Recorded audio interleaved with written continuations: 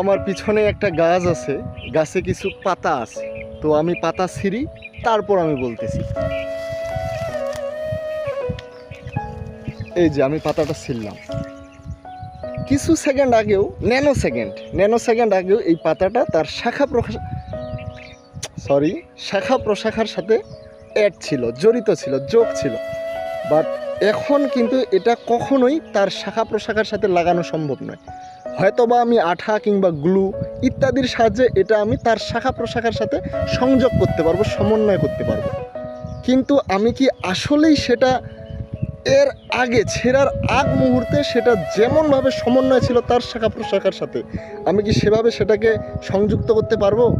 পারবো না। হয়তো বা গ্লু লাগায়, আঠা লাগায় আমি কিছুক্ষণের জন্য সংযুক্ত করতে পারবো, বাট সবসময় ভয় থাকবে একটুখানি ঝটকা বাতাস এলেই না পড়ে যায়।